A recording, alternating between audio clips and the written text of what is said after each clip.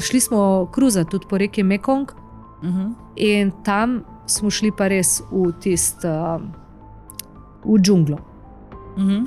In tudi otroka sta videla, kakšno je to življenje, res zelo odblizu smo si lahko pogledali.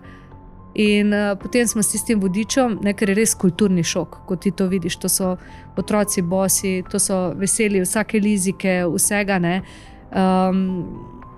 Mislim, in pa sva sedela z vodičem, to križarjenje ni bilo ravno poceni, je bilo pa najbolj dragoceno doživetje pač tudi za nas, ker res smo veliko stvari doživeli, veliko stvari videli.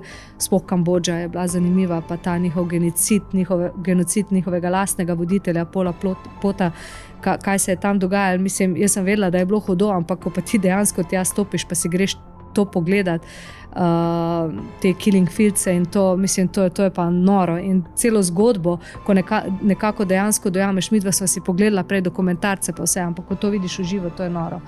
In tudi otroka sta videla v živo, dan je bilo tudi malo prehodno, tako da je šel pol tudi ven iz tega muzeja, ni mogel več tudi Vietnam, recimo, kaj so Američani delali Vietnamci in tako naprej, pa kakšna brezvezna vojna, ker več, ko veš o tej vojni, več veš, koliko ne veš in sploh ne zastopiš na konc, pa zakaj.